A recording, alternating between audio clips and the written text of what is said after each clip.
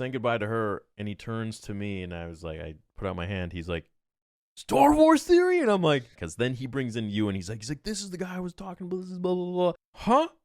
What's happening right now?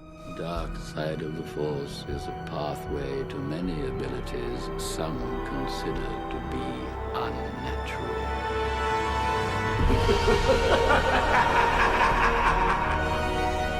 Hey, what's up, guys? Welcome back to another episode of Sith Talk. Today we have on the show the man, the myth, the legend, Theory from the Star Wars Theory YouTube channel. Theory, how the hell you doing, bro? I'm good, bro. I'm chilling. Like I said, just finished a 3-something hour stream doing Outlaws.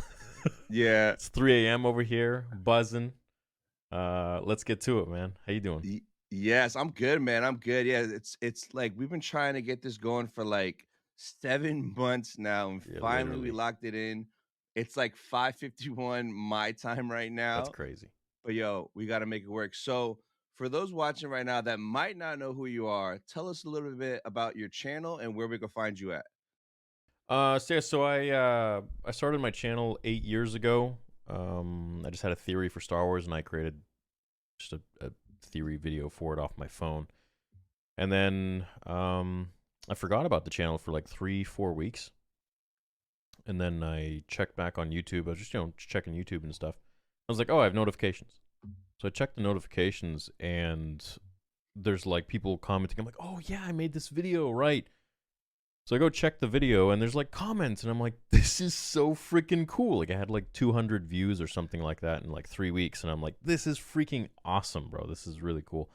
And it reminded me of when I was a teenager and I was on the Star Wars forums, just different forums, and reminded me of all the friends that I had and stuff like that online. And so I just kept going. I just kept making videos and building the channel, and learned a lot. 8 years later, here I am. So yeah, people can find me on YouTube at Star Wars Theory, Instagram, Star Wars Theory. So yes. So for you guys watching, the link to his channel will be down below, but you're probably already subscribed to the man.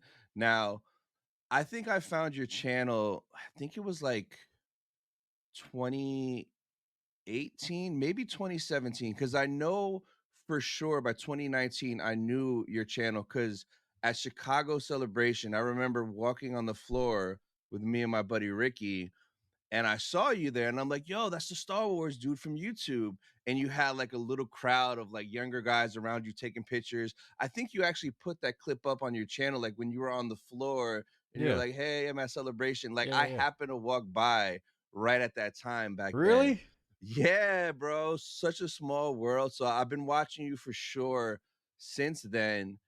My younger brother Nick, he's been watching you since before you did your face reveal. So like he would come home from middle school, watch all your theory videos, your lore videos. So it runs strong in my family.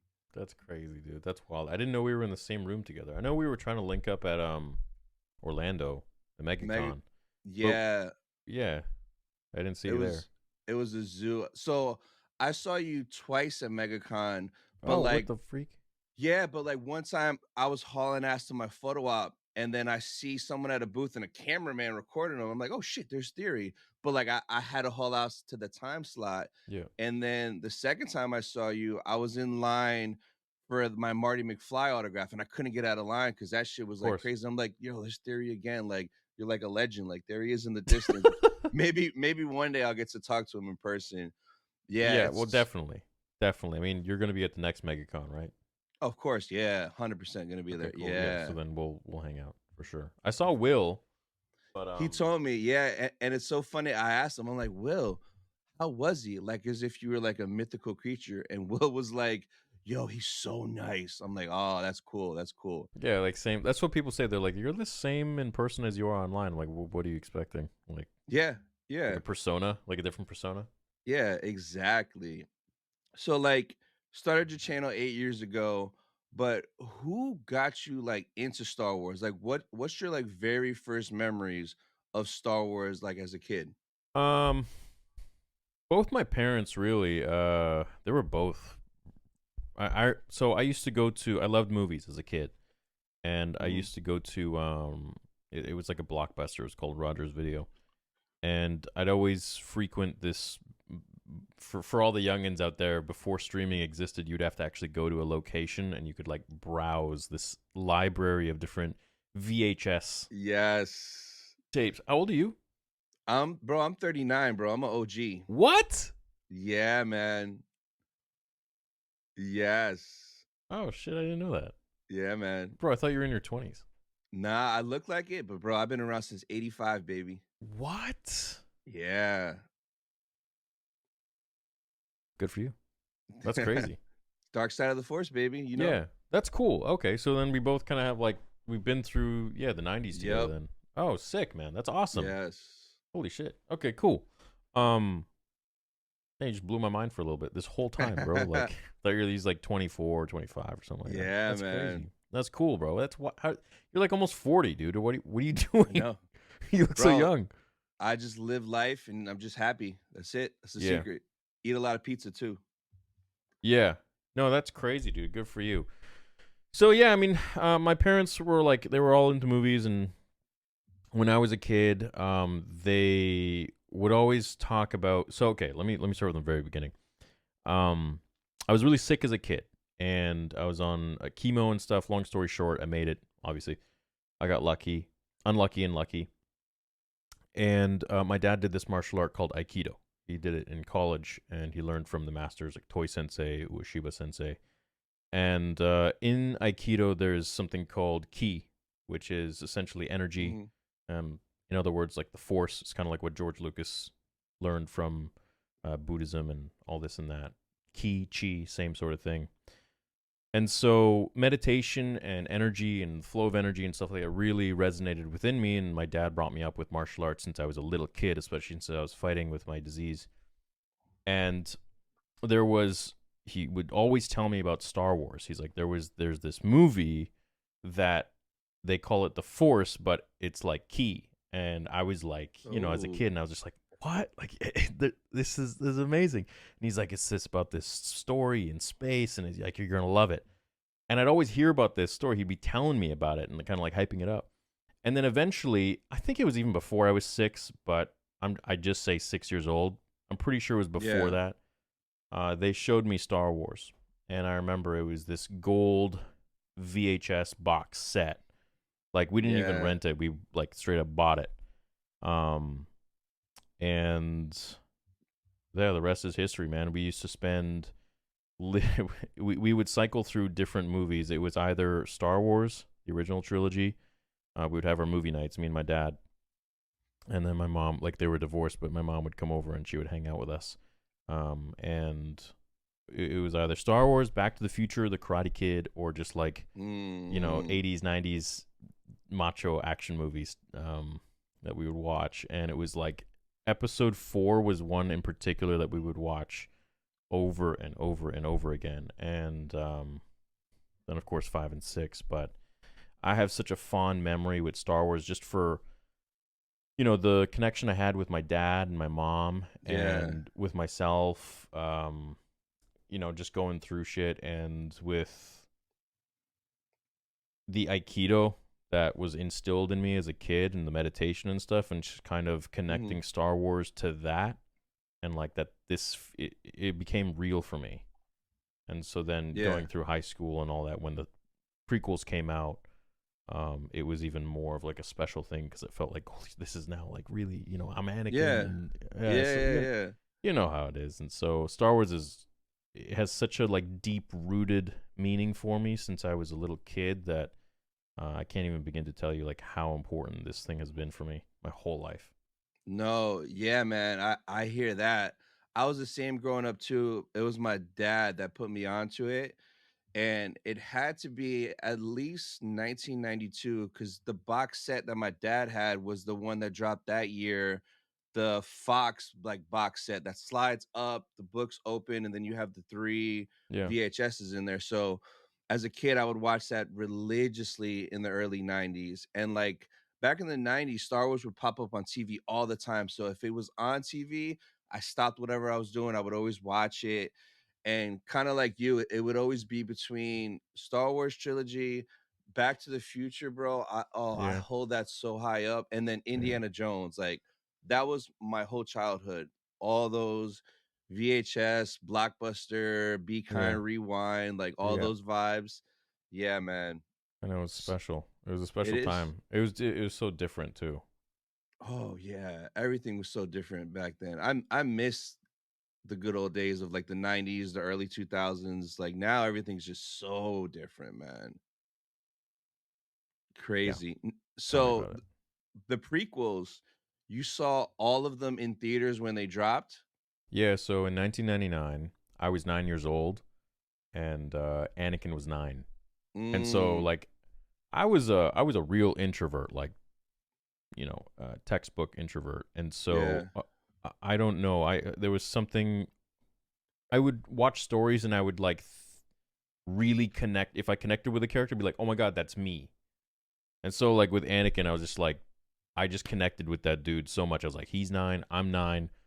We're both kind of outcasts, like no, Yeah. and um, yeah, and then the prequels came out, and then episode 2, I was 12, and then episode 3, I was 15, and like, my God, bro, seeing that in theater was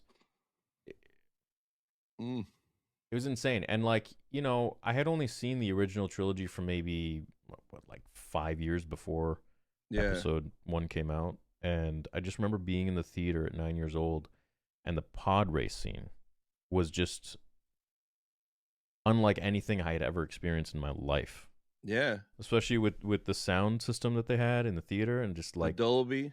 yeah. And I remember that one scene in particular. It was just when Anakin fired it up, and you hear it for Mm, like the first time. He's like, it's working. yeah. Bro, I was just like, what a freaking magical journey and adventure, just like a cool escape for a kid and adult to just dive into. And like, it's literally such a magical story and experience.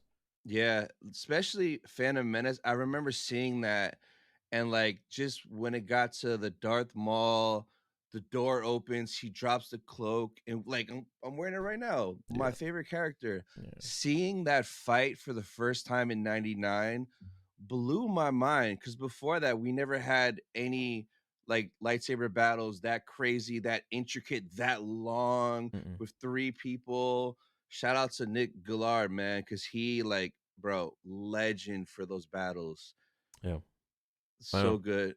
He And literally just texted me about like 20 yeah, minutes ago. It is wild. And that's that's so surreal that he's just like your casual friend now. yeah. Yeah, it's cool. That's that's dope. Yeah. And Revenge of the Sith too, man. I remember I was living in Daytona when that dropped and I was going to college there, and I had like a part-time job. And I remember we got out at 10 on Thursday, and me and the two older dudes that worked with me, we went right to the movie theater and we waited till midnight. Because back then you had to wait till midnight to watch the movie that dropped on Friday, and we went in knowing what had to happen. Like we knew Anakin had to turn to Vader. Like we knew it was gonna the bad guys were gonna win, but just seeing it unfold was just so beautiful. Seeing little Luke and Leia at the end, like Revenge of the Sith, that theater experience was so special, man. Yeah. So good. I know, it just kind of combined everything all together, and it was just a different time. It was so magical. And like, you knew this Yeah. was the final one too. The ribbon, this is literally ties everything together. And man, I Yeah. studied those films, and then they came out in DVD, and I was just like, replay, replay, replay, replay, Yep. and the BTS and all that. Like, it was just beautiful. Yeah. So after that, we kind of got like continuations with Clone Wars and Rebels. Now, when that dropped, were you watching that like week to week when those episodes dropped? Not so much Rebels. Clone Wars, No. I was watching it, but at that point, I was entering more of like an adulthood. Uh, So I was missing some episodes here and there, but I was still into it. yeah. But I wasn't like as into it as I was the films, or there were weeks where I would miss it, and then I'd just get like caught up by watching Mm, um when they would drop. But I went back and rewatched them, yeah. and from start to finish, and that was like another great experience to rewatch the whole thing again at like an older part of my life. Yeah. So it's so funny. I got into the animated stuff super late. So it was 2018 is when the Solo movie came out, right? Mm-hmm. So I'm watching Solo, and I get to the end of the movie, and Darth Maul pops up, and I'm like, he died. I had no idea that Filoni brought him back. Ah, So after that movie, I was like, I Googled it. I'm like, oh, that they brought him back in Clone Wars and Rebels. So I went home, binged all 6 seasons of Clone Wars because it was on Netflix, I believe, at that yeah, time. yeah. Yeah, and then I watched all 4 seasons of Rebels, and I was like, "Holy shit, there's so much more to the story." Yeah. Like, it was so cool experiencing that because I was just in a bubble, like, I had no idea. I just knew the 6 movies, 2015, Force Awakens, and Rogue One, but getting all that from Clone Wars with Rex, with Ahsoka, with Maul, Mm. the Mortis arc, and then even in Rebels, all that stuff, it just blew my mind, and when season 7 Clone Wars came out, bro, I was watching that week to week. Yeah. And that last 4 weeks was so special because those last 4 episodes of Clone Wars season 7, like it's like Revenge of the Sith 2.0 from the point of view of like Maul, Ahsoka, and Rex. That shit was fire, man, when it dropped. Yeah, I didn't have cable when Rebels was out, so I was like, I Oh, was just like, well, I guess I'm not gonna watch this until it comes out on. What did it come out on? it was on Disney XD, I believe, when it first dropped. Yeah, I mean, I was watching tons of clips and stuff on YouTube and everything like that, and I think had it been Netflix too, because I watched all 4 seasons right after I finished Clone Wars. was it on Netflix? It might have been. Rebels? It had to have been on somewhere because I was able to see it for the first time ever, and I watched all 4 at once. I remember watching it on Disney Plus, like from start to finish. I can't remember what streaming service if I watched it before that. I don't know. Yeah. Anyways, So I know you went to Chicago Celebration. Was that your first and only celebration? yeah, that was my only one. Damn, how'd you enjoy it? It was great, bro. Yeah. It was super fun. Yeah, totally different experience to kind of like be in a because like you can go to Comic Cons and whatever, and it's kind of like a mixture of you know nerds with different interests. But when you go to a Star Wars celebration, it's like it is that's it. It's all Star Wars. There is no Marvel. There's no nothing else. It's just Star Wars, and so it's a beautiful experience. It was really fun, and like everyone's super happy. There's no negativity whatsoever. Everybody who's there wants to be Yes. there, and they want to have fun, and they want to be immersed, and they're all just happy, bro. Like there's nothing bad, nothing negative. There's no bitching. There's no nothing. That's what I love about it, and it's funny, my first one was Orlando 2017, and I found it by accident. Like, I was living in Orlando, I was driving past the convention center, and I saw banners that said Star Wars Celebration. I'm like, "What the hell is that?" Oh, So, I bought tickets for Thursday, Friday. Me and my boy Ricky, we went, had the time of our lives. Like you said, everyone there is happy, in a good mood, they wanna be there, it's all Star Wars everywhere, and I haven't missed since then, but so I've been to 4 now total, but my favorite was Chicago, because Chicago, so many dope reveals were there, like, we yeah. got Clone Wars Season 7 trailer, the Fallen Order trailer, we finally got the Tross trailer before we knew what it was, like, everyone was like, "Oh, Palpatine's back." We got that. Mandalorian, were you in the panel for the I was. Mandalorian in Chicago? Yeah, So when Dave Filoni came out, I was like, "I'll let you guys watch 7 minutes, but yeah, don't tell nobody." yeah. Bro, how crazy was that to see that scene like 4 or 5 months before it came out? It was a completely different experience because that was the first show. That was like the first. Yeah. Like this is a Star Wars show. This isn't a movie. Nothing. This was the first Star Wars show ever in existence, and to see that on this big screen, and the first season was. I mean, that's kind of untouchable. Like I think it was just perfect. And it Yeah. was great. And to see that first scene where he's getting that bounty, and it was dark and gritty, and it was badass, and it was like I was like, holy shit, this is actually really cool. Yeah. Bro, Celebration Chicago was just a really unbelievable time because it was like, okay, you know what, The Last Jedi sucked for me, and then we get Ian McDermott coming on stage. We don't know nothing about episode 9. And then Ian McDermott comes on stage, bro. I was blown away. I'm like, they did not just do this. This is insane. This is going to be wild. And then they revealed, the Mandalorian show and the snippet and all that stuff. And then there was Vader Immortal demo, and it was just, man, it was a great time. A lot of fun. Yeah, man. So, are you going to Japan? I have tickets for Japan. I bought tickets. It's just open-ended. True. I'll most probably go, but that's around the time I wanted to release Vader Episode 2. So it depends. Oh. But, I mean, I can probably just release it after or before or something. I don't know. Yeah. True. We'll see. We'll see what happens. So that celebration was 2019. Do you remember how big your channel was back then? You were a millionaire back then, right? Like over $1 million. I was at 2019. I was at 1.4 or something like that. So how was it like walking the floor? Did like a ton of people recognize you everywhere nonstop? Yeah. Yeah. Yeah, and that was like right when I showed my face, pretty much too.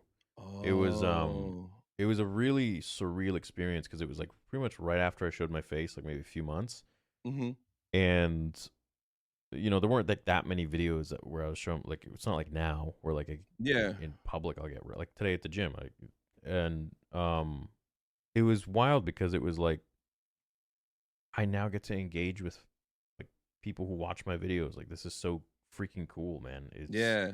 And it was like one person would see me and then they would ask for a photo, and then before I knew it, there was like a whole line that was forming, and I was standing in the same spot for hours on end, Yeah. just like shaking hands. And I was doing like a fan meetup, and I'm like, well, guess I missed this panel. Like, but you know what? it was worth it, and it was nice to be able to talk to everybody and meet everybody and shake hands and hear their story. And that was Yeah. like my first unofficial fan meetup, like, I guess, just Mm-hmm.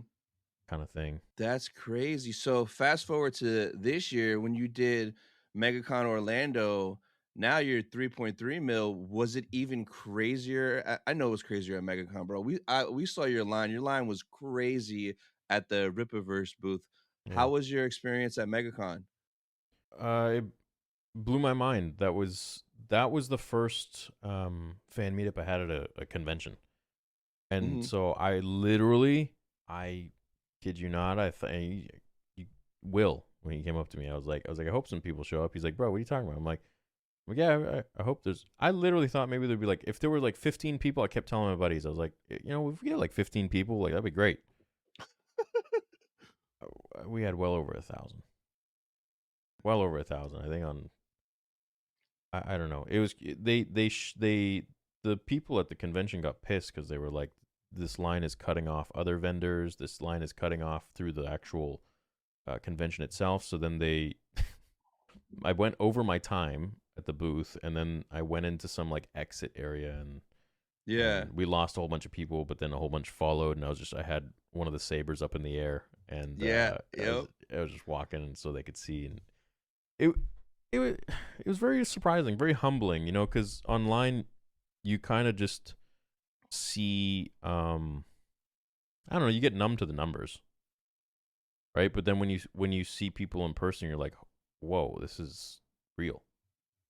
Like, Yeah. this is crazy. And you learn their stories and how they got into Star Wars and how they got into your channel, and sometimes your channel means a lot to them, and it's really humbling, beautiful experience, and really makes everything worth it. Yeah. That's crazy. Yeah. So MegaCon is the biggest convention in Florida in the whole state. So like that's like the big go-to. It's almost as big as like a New York Comic Con. Like it's getting to that scale like year by year. Yeah. So yeah, when we walked by, man, the line for you was insane. Now, I know you had a crazy Hayden experience, and the second I saw you post that reel, I was like, "Yo, that cannot be real." Like right away, I was like, "Yo, I gotta bring him on because I just want to just hear this story Yeah. again from his mouth." Yeah. But And you told me you got a crazy experience too, so I got to hear bro, yeah, mine is almost as good. I'm getting close to the level, but tell me about. I know you did the photo op. Tell me about your experience when you walked up for the photo op, getting that crazy photo op, and your experience with your new best friend Hayden afterwards. Yeah. So I you know, mind you, when I did the photo op in Chicago, I think it was Chicago, with with Ian McDermott and Hayden, it was literally like, bro, it was like, next, shake his hand, Yep. shake his hand, next, and I was like, okay. This one, I was expecting the same thing, right? And you're in line, you're seeing them, you're seeing the actors interacting with everyone, and then they go next. I'm like, all right, cool. I'm like, and I walk up, and the lady goes or whatever. I think it was some girl in front of me, and then she leaves because they said next, and then and he's like saying goodbye to her, and he turns to me, and I was like, I put out my hand. He's like, Star Wars theory, and I'm like, no, dude, don't even do this right now. And I had heard like through Nick that he knows who I am and this and that, but I wasn't really expecting him to.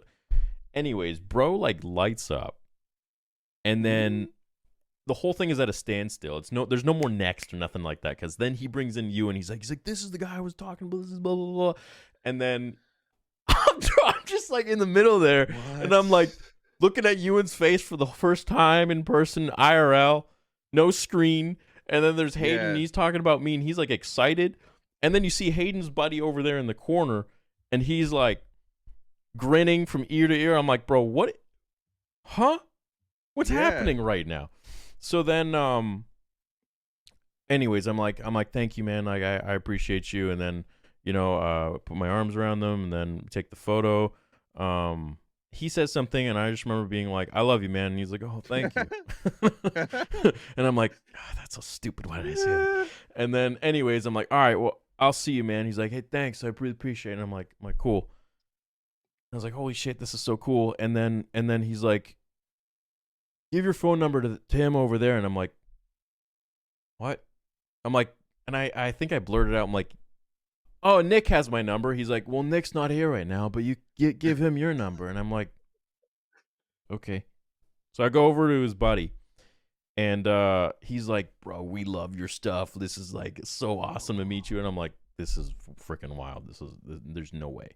And so I give him my number, and he's like, wait here, because I told Hayden, I'm like, look, I have a message for you from Nick Gillard. And because when I was in LA with Nick, I was like, yo, I'm gonna see the boys in a few months at Megacon. Do you have like a message for them? And then I recorded him. We were having lunch at Mel's Diner in LA, and he had a message for Ewan. And so they did their photo op for a couple more, and Hayden's buddy said, just wait here. So I waited behind the curtain, and then they come out, and then bro, I was just cheesing the whole time, and I was just like, this is not real. And Hayden's like, he's like, all right, let's see the video. And I pull out my phone, and freaking and then Ewan's like hovering over my shoulder looking at my phone, and then Hayden's looking at it, and it's this video from Nick, and then Ewan grabs my phone, and he's just like grinning and laughing. He's like, oh yeah, I have to give him my number or something like that. I don't know. So and then he walks away because he has a different photo op. And then what was it? I left, and I think Hayden had a few more photos or something to do. I leave. I'm like, all right, cool. Well, freaking, this is insane. So I leave, and then his buddy calls me back, like as I'm walking away. He's like, hey. I'm like, yeah. He's like, come back. I'm like, okay. He's like, yeah, Hayden wants to talk to you. I'm like, no, what? So I go back. Hayden finishes, and then we go outside, and we're just talking for like, felt like 10 minutes, but I don't know, 5-10 minutes. Yeah. And yeah, it was nice conversation. It was surreal. I was trying to just kind of like, everything was happening so fast because but for me, it was just like, how is this happening? And while trying to carry a conversation and just be bros at the same time. But yeah, anyways, he's like, hey, when I'm in Vancouver, like I'll reach out, and we'll grab a drink or something. And I'm like, that'd be awesome. And yeah, that was the end of it. That is, man, when you posted that reel, I like felt like I met Hayden because it was just so crazy, like that you had that experience. I don't know what I would have done in your situation, man. I would have had a heart attack. Bro, yeah, I mean, like, I still don't. It was so slow yet so fast. Like, I just, Yep. and I'm like, I like went over the scenario in my head. I'm like, bro, like, why don't you just be a little more chill or whatever, or maybe just say some more stuff. Like, I feel like I was kind of just starstruck because it was just. Yeah. Bro, I've been making videos about this guy for like how many years? Like almost 8 years at that point. And here he is, like in front of me, and I had heard from him through Nick, and now I'm like, this is unexpected, a surprise to be sure, but a welcome one. Yeah. And it was really cool, but just to see him like as a person, like as a dude, and it was interesting to be able to completely differentiate him, who he is as a person and an actor, and Anakin Skywalker, the character, but to also know that he is him and portrayed him. Yeah. My brain was like kind of melting at that point, but it was just cool to be able to talk to him and kind of like hang out for those 10 minutes Yeah. and just talk about Star Wars, talk about the Vader fan film, talk about uh Nick a little bit, and just like shoot the shit essentially. Yeah. Bro, that is so wild. Now, I understand what you're saying, how like your brain was melting, trying to like distinguish the two. Cause so it happened to me twice the last 2 weekends. So I went to Chicago Fan Expo because Luke was there, Mark Hamill was there, which was Yeah, crazy. yeah, So I went for that. Hayden was there too. So on Saturday, I did the dual photo op, the father son, Mark and Hayden, insane. So I'm walking up and like there's like three people in front of me and my boy Ricky's in front of that person. So he went first, and when Ricky went up to them, like Mark was all talking to him like for mad long, and I was like, what's Mark talking to my friend Ricky about? I was a little jealous, but it was cool because Ricky had a crazy shirt on that had Anakin and Luke on it, and they both loved the shirt. yeah. So that that happens, the next three people go. So then I go, and Hayden and Mark, they're sitting down. So I go behind them. I'm like, hey Mark, how you doing? And then Hayden turns back and looks at me. He's like, hey, what's up, man? Like the way he said it is as if you haven't seen like a friend of yours in mad long and you ran into them somewhere. Like just the Yeah, way that he looked at me, yeah. it felt like he recognized me. And I'm like, there's no way that he remembered me. Cause prior to this, I've done 3 photo ops with him: a London Oh, celebration, he remembered. Megacon and Megacon. Yeah. I So heard from other people that he remembers like everybody that he pretty much takes photos with. which is nuts, and it's true, and I found that out later that day. So after the photo op, it was just crazy. It was surreal coming out, taking a photo with freaking Luke Skywalker and Anakin Skywalker. Like I grew up watching Luke in the 90s. I grew up watching Anakin in the early 2000s. Like that was my childhood. So it was such a special moment. But when I got out, I'm talking to my buddy. I'm like, bro, I think he remembered me. But, like, Yeah. maybe he's, like, nice with everyone, you kinda think that. So, Nah, dude. we're having lunch, and my buddy Nevo bought, like, way too many Hayden autographs because he gets, comic books autographed and then graded and stuff like that. So, he was like, "Yo, you wanna buy one and I'll give it to you for less than what I paid?" I was like, "Hell yeah." So, I bought the Hayden auto. Yeah.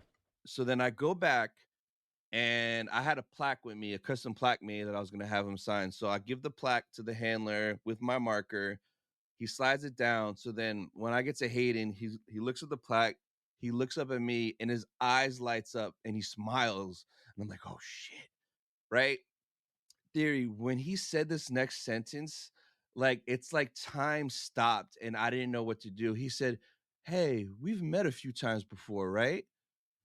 And I was like, yo, yes. Like we met London Celebration, Megacon twice this morning. This is my fifth time meeting you. And he was like, oh, so quite a few. So he signed my plaque. What happened after? It was just unreal. Oh, so he was signing my plaque. So then I go to him, and this moment I felt so cool. I said to him, I was like, so how was it spending the day with your son Luke? Because he was doing the dual Yeah. photo op all Yeah, day, yeah, yeah. and him and everybody in that room just started dying laughing. It was such a funny, cool moment. And then he just said, "Thanks, man. It was good seeing you again." And I was like, "Yeah, man. I appreciate you doing this. I'll see you at Tampa Bay Comic Con next week because I live in Tampa." Mm. He's like, "All right, cool." So walk out, and it just confirmed that he remembered me, which blows my mind because he does so many shows, so many cons. He sees so many people. It's nuts. It was crazy. So fast forward to the next week, Friday. He's only in Tampa one day, so I go to Tampa Bay Comic Con. I bring the helmet, the top of the Vader helmet, to get Yeah. signed. Yeah. So I get there, bring it in, and I'm in line, and there's the 5 or 6 interactions before me.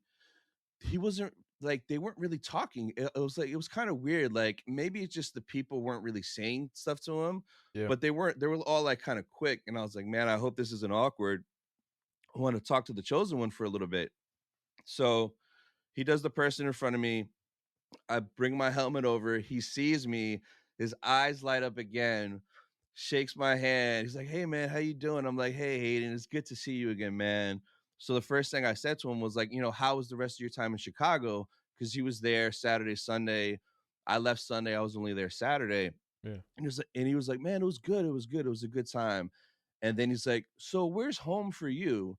He just starts having a casual conversation with me, asking me like where I live, and I'm like, I live out here. I live like 15 minutes from here." Yeah. So I thought that was crazy. He's just asking me like casual stuff.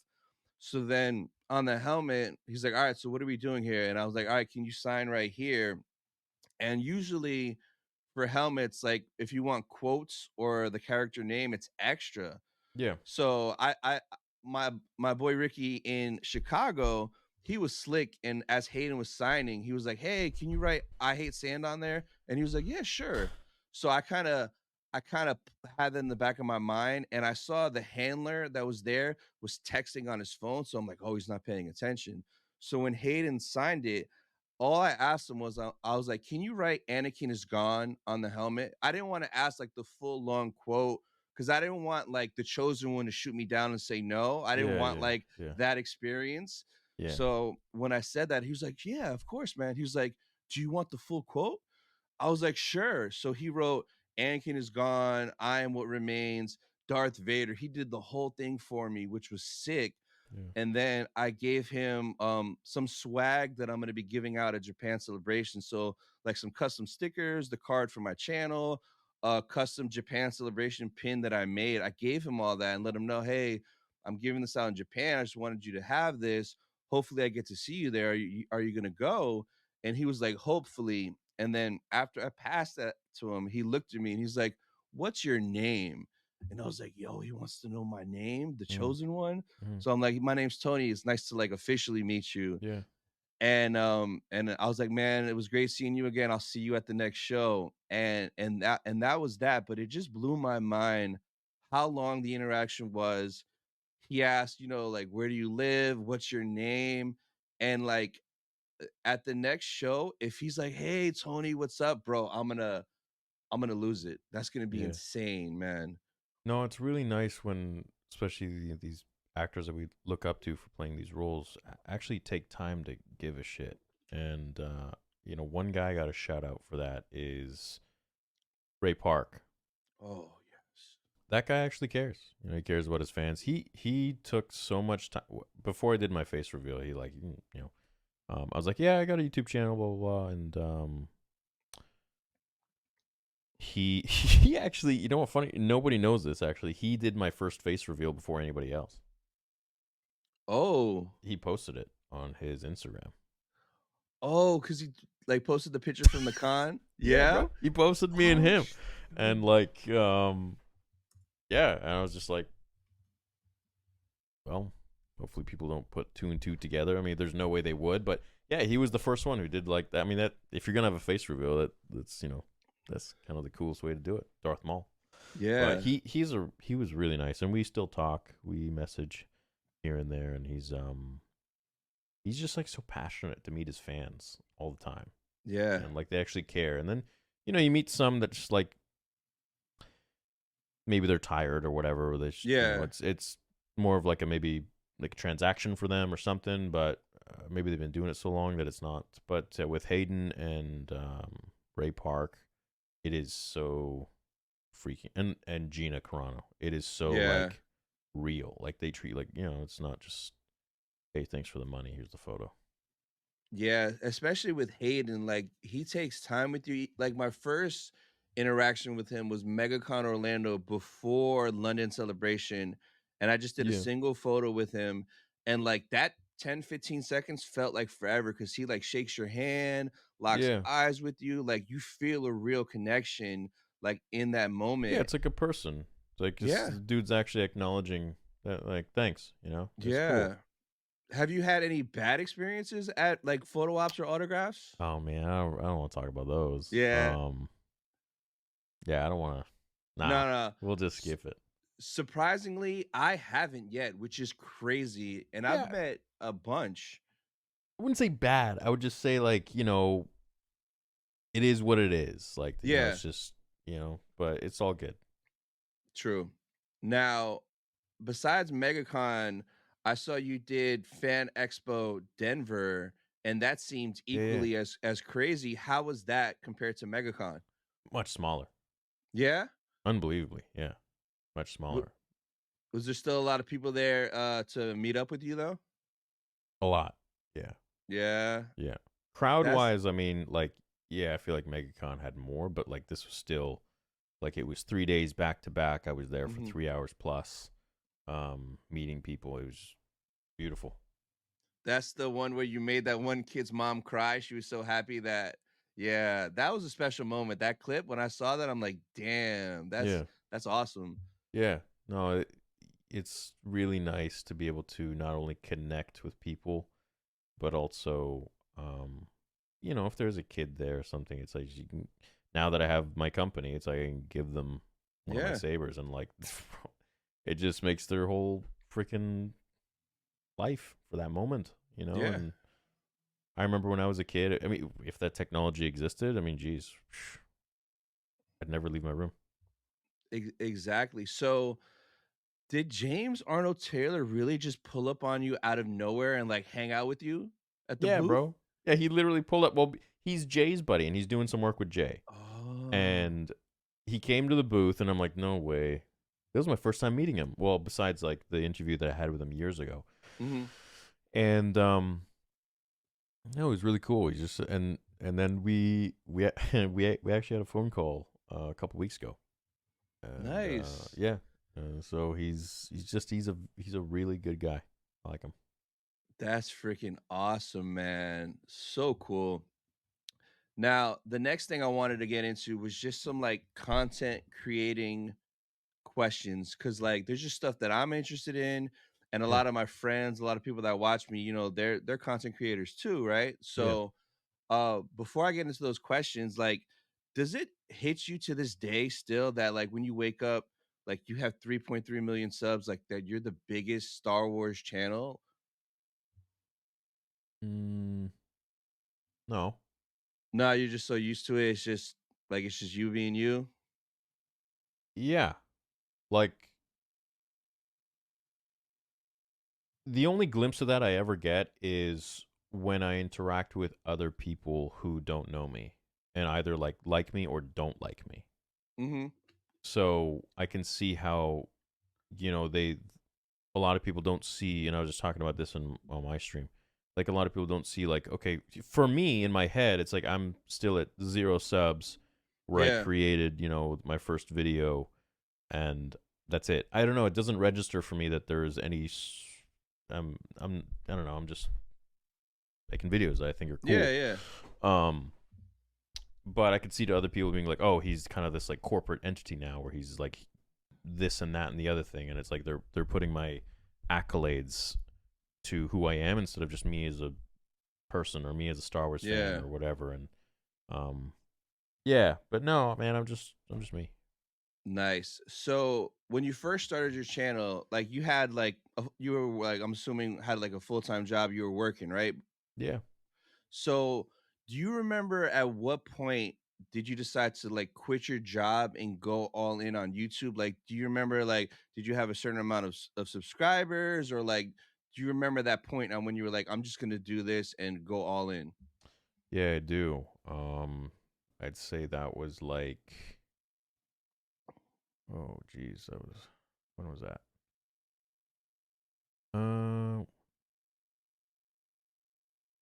We're like 4 months in. Oh wow. Yeah, it was 4 months in. I told my parents, and they were fully supportive. Nice. And they believed in me, and I was like, look, I'm really happy. Like, I really want to do this. And if it, if I can't sustain a living from doing this, then I Yeah. can always go and get a job or do whatever I was doing. But I don't know. I believe in this. I just have a feeling about it, and I never intended for it to be a job or a career. I literally was just making a video, like off Yeah. my phone for fun, and then I just made a few more because it reminded me of why freaking talking about Star Wars and like Yeah. and then there were comments of like other Star Wars fans, like not even just being like, hey, how's it going? They were like full on debating like things I was talking about in Star Wars, talking about like Yoda or talking Yeah. about the characters or whatever the topic of the video was, and I was just like, this is so cool Yeah. because nobody in real life really. So back then, like, it wasn't cool to be a Star Wars fan, Yep. like when we were young and stuff. Yeah. And then as things change, it's now trendy and cool, or it's more mainstream, I suppose you could Yeah. say. Yeah. Yeah. Right? But back then it was like you know the movie was it Fanboys? Yeah. Yeah. Yeah, bro. That's like, to the audience watching, that's essentially what Star Wars fans were perceived as. Yep. Nerdy dudes that worked in a comic shop that like were just all about that, man. Like that was it. So yeah. So 4 months in, you decide to go all in. At any point after you decided that, were you like worried or nervous, or did it just like was it good right away? Was I worried or nervous? Yeah. Yeah, bro. I was worried and nervous for probably like 4 years. Damn. Okay. I thought like, okay, this could be taken away from me at any moment. Yeah. I mean, it still could, knock on wood, but at least at this point, I've like built a brand and built a name where it's a little more cemented. But Yeah. yeah, I mean, at that point, I didn't understand how YouTube worked. I didn't understand really how views worked. I didn't look into my analytics. I didn't understand analytics at all. It's only the last maybe year and a half that I actually am like, I now understand analytics, Hmm. what YouTube looks for to push out content to make your channel like shown on the front page and this and that and recommended. Before that, I didn't know shit. I was just making videos. And now Yeah. I actually know how to, I wouldn't even say work the system, but I just know the rules. I know Yeah. what works now. And so, um, yeah, you just see it, the trajectory just goes up Nice. because now you're playing their game. So I know you have like a million channels now, but when did you decide to make like your first second channel? Like what prompted you to make that decision? And was it what was the first second channel? Theories Arcade, Oh, okay. my gaming Wh- channel. I love gaming. Yeah. I love gaming. And I always, always, always admired gamers and streamers. And I thought that was just so fun and cool to have a community where you can like play video games and people watch you. Like, bro, like, oh my god, that's so cool. And so, um, there's a guy I've met a few times. He lives in my city. Typical gamer. I think he's got like, I mean, at the time he had like below, I think 5 million subs or something. Like now he's got like 15 million or something. Um, one of the biggest streamers on YouTube for games, Andre, nice guy. And I would just always watch his videos. I was watch his streams. I remember when he would do his like GTA streams and his Friday the 13th streams, man, I would just be like, have my regular job, and I'd like come home and I'd watch his stuff, or I'd watch other YouTubers, and yeah, so that was my second channel I made, my gaming channel. Yeah. Nice. And why'd you decide to make it like separate from your main channel? It's just so I could, you know what? I don't really know. I think I asked my audience. I'm like, hey guys, should I like play Star Wars games here, or should I do it on a separate channel? Mhm. And so, yeah, I just did it on a separate channel, and then yeah, started playing games there. Nice, nice. So, a couple weeks ago, we were talking in messages, and like you mentioned that you haven't edited a video in 4 years. So, 4 years ago, you like hired an editor for the first time. So, like your first 4 years, you were editing your own videos. Yeah. So, what made you hire an editor? And after you did that, did it give you like a unlock for your channel with like you having more time or you getting more content out? Like, what were the benefits from that? Well, I didn't do it for the first 4 years because I didn't trust anyone. And still to this day, I would say that I edit my videos better than anyone else in the world, because obviously my vision for when I write scripts, I know exactly how I would edit it as I'm writing it, and like what I would do in those moments. And so, that's why the first 4 years of the channel, I think, were really, when it was all edited by me, it just have like a bit of a different feel. Hmm. But then I got too busy, and then it allowed me, once I got an editor, it allowed me to spend my time on making more content, and then also branching out onto other channels as well. Yeah. Now, one thing I've always been curious, when the editor finishes your video, does he send it to you and then you upload it to YouTube and you fill everything in and post it, or do they do it? No, no, it It's was just me. you, right? It's me. Well, Yeah. I put it back into Final Cut Pro 10. Hmm. I add all the music, and I check through it. I Oh, make sure everything is good. Sometimes there's mistakes. Sometimes there's things I don't like. I'm okay. very, very like strict with my editing. Yeah. It's only the last few years I've become more lax with it, because I'm just like, all right, well, content speaks for itself. Hmm. And but yeah, like I still, to this day, even like with the breakdowns and stuff that I have edited, I used to stay up till 11 a.m. and do those straight through. I'd do the watch party, and then I'd edit until 11 a.m., That's 12 p.m., 1 crazy, p.m. man. Yeah. Man, the sun would be coming up. The birds would be like, oh, the birds are up again, for years. Yeah. It's not healthy. It's not good. But I was a madman. I was into it, and I was like, no one else is gonna do this but me, and I need to do it. So I did it. And yeah, no, still to this day, I still re-edit the edit Okay. to a percentage. Yeah. No, that makes sense.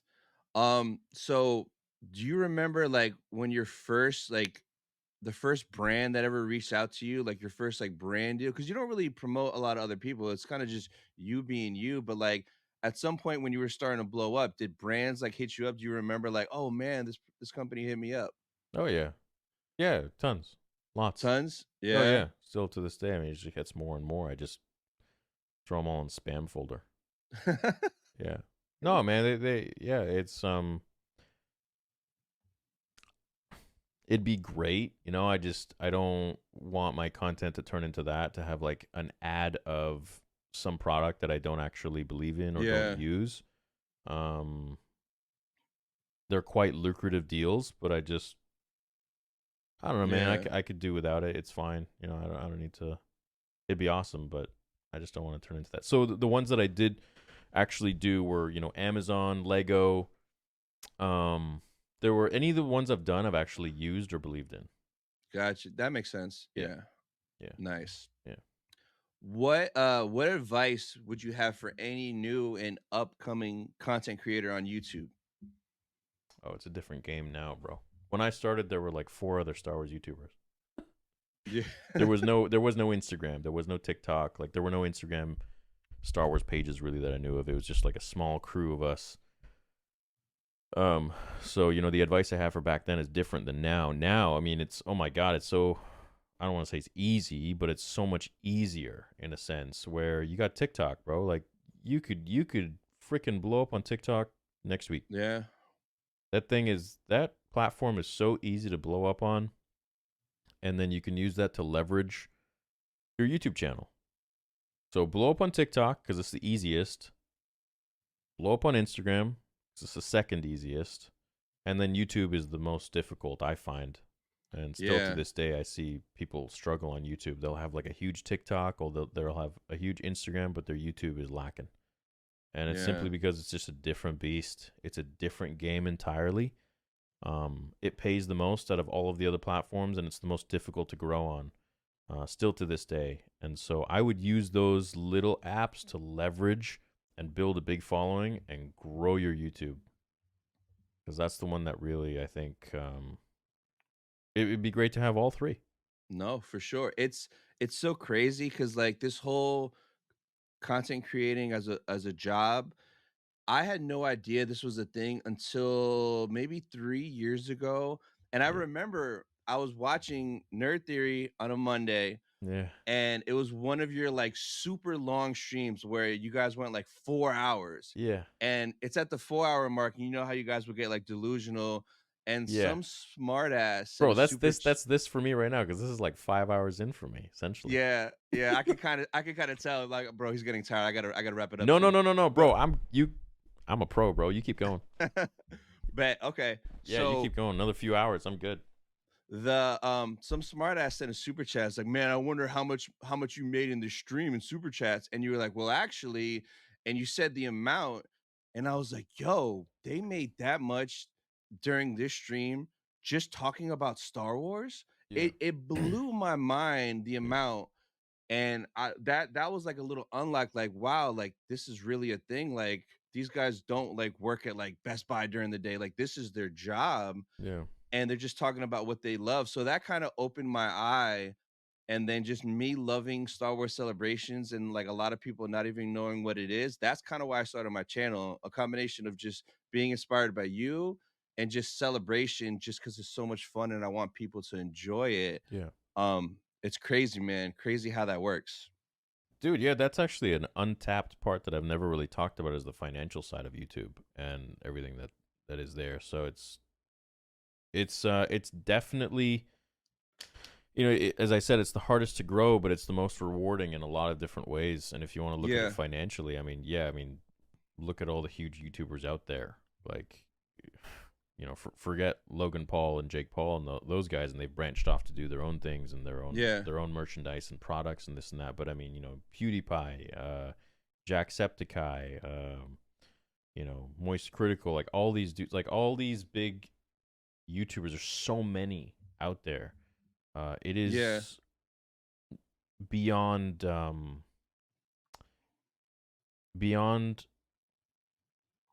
normal wage. Yeah. If you have a big following. And what I didn't understand, until very late is like forget the YouTube revenue. It's the products you sell. It's the revenue of merch, of whatever other products you might have that you sell. If you have a following and if your product is good. We've seen so many times that people have like shit products and then, they'll have a good boom. And then people will just like shit on it because they're like, this is garbage. What is this? And no one ever buys it again. But if you have a long lasting product, I now see that's another avenue entirely for revenue. Yeah, that's what I was curious too. Like for you, because there's so many different revenue streams. Like what's like your best? Is it like the merch? Is it the memberships? Is it the super chats? Is it the AdSense? Is it Theory Sabers now? It's Theory Sabers now. Theory Sabers, it's taken off? Yeah. Yes. Yeah. That's a different beast because it's like YouTube is just me. Yeah. Like, I don't got anybody to pay. But with Theory Sabers, I mean, you got a whole team. I got people that full time, like they got kids. Yeah. This is their job. Their job is full time Theory Sabers customer support or whatever else other tasks we have. Then I got a whole team on the web development side. Yeah. Whole team over there. Adults, freaking dudes that are older than me. And it's that in and of itself is different beast because it's like, okay, yeah, it brings in a lot of revenue, but there's so much that goes out. Yeah. So much that goes out, and then paying for Vader episode 2 and 3 that I haven't taken home anything yet. So I essentially use the company to leverage the company itself and continue to put back into it and grow it, and to pay for Vader episode 2 and 3 because that's $1 million project just for those 2 episodes right there. So it's like, I'm not doing anything stupid. I'm not taking lavish vacations or buying dope watches or another house or something. Like, I'm being smart, and I'm putting the money right back in. I'm putting it into my team. I'm making sure they're taken care of. Their families are fed. They're getting paid, and putting it into the products. I got my whole team out there in China at TXQ, and those are my boys. Like, we have built a huge actual core team over there that just handles Theory Sabers. Yeah. And I couldn't be more happy with where that progress is going. So it's not just like, oh, he's selling sabers. Like, I see all these, like, some people just talking shit, and I'm like, oh, man, that's not, you think I'm going to do something like that? And I'm just going to, no. I'm going to do it right, and I'm going to do it different. I'm going to do it real special, and make sure, we have repeating customers. It's not just a one-time gig. No, and it shows for sure, like, your passion with it, like, you're taking your time. You could tell that you're pouring your heart into it with everything you do. Now, October, next month, Spacecon, that's going to be your first time having a Theory Saber booth at a convention, right? Yeah. So, like, how do you plan for that? Like, how many sabers are you bringing with you? Are you worried you're not going to have enough? Are you going to have too many? Like, how's that going? I'm being super conservative. I'm going to be super conservative with it. And the number that I told the team that we're going to bring, the number I told TXQ that we're going to bring in, they're like, you're going to sell out in the first day. And I'm like, okay, that's fine. But I at least want to have a base of, like, understanding, like, what can we sell at a convention? Because I know our online sales. I know what we do every day. I know what we do when we do sales. And it's only been around for 5 months. And so I have, like, a very limited scope. But in that 5 months, I know my brand. I know my company. I know what we do. But at conventions, that's a totally new thing. So I don't know. We'll see. If it does well, are you going to just start being at, like, most cons going forward? Oh, yeah. Oh, the team is super excited, bro. I'm going to buy them a van. It's all boys in the States. I'm going to buy them a van. We're going to get the dope-ass van, Theory Sabers van, and the boys are just going to take road trips from convention to convention to convention. Damn. That's if it goes well. If it's of course. If it's profitable and it makes sense and I can pay the team and the products and all this, that, and the other. And they're so excited. They're like, that's a dream. Then they can just go traveling around the States and go to conventions, and I'll go with them. I'll when I can, to different conventions and stuff, man. Yeah, it'll be awesome. But yeah, it's our first one. We'll see how it goes.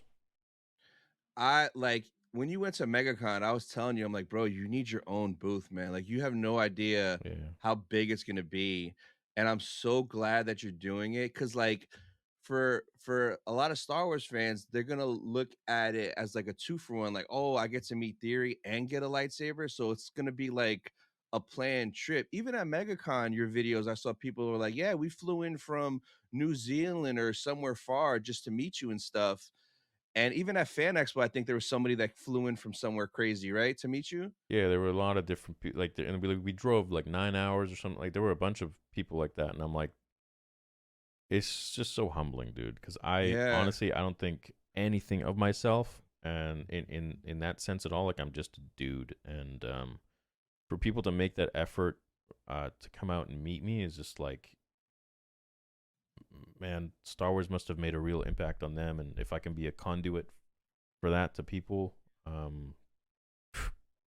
cool.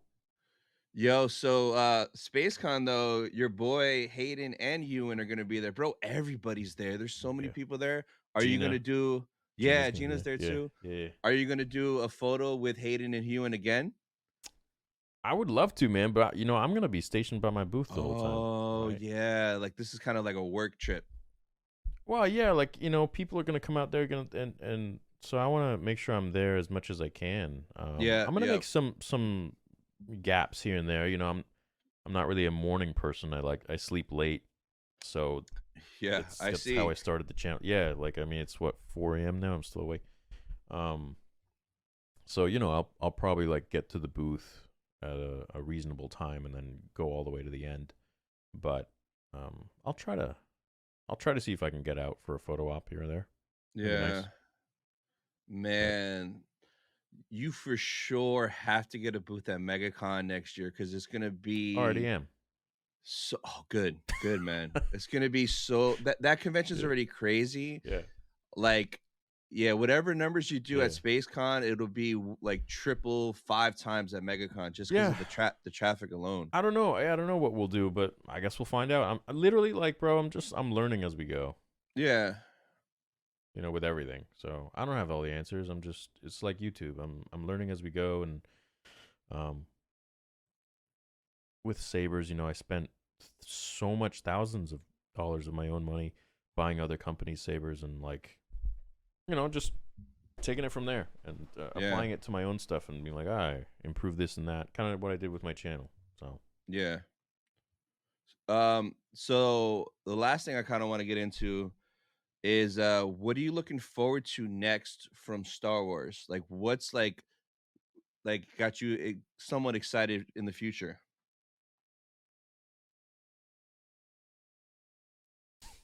probably that Which is man, probably the Mando Grogu movie. And you know what, yeah, Skeleton Crew, bro. I'm actually looking forward to that. that trailer was better than I thought because at Yeah, London Celebration last year, they played a trailer. I completely forgot it though. It was kind of just flat. But this one looked fun. Goonies, Lost in Space, Stranger Thing vibes. It should be fun. yeah. No, I think it's gonna be really fun. I think the Mando movie is something that I hope is gonna be good, but I guess we'll see, bro. I don't know. What are you looking forward to? So the Mando movie, I was like not nervous, but I'm like, what the hell are they gonna do? Like, I was just so confused. Like, is it season 4? Is it a movie by itself? Like, what is it?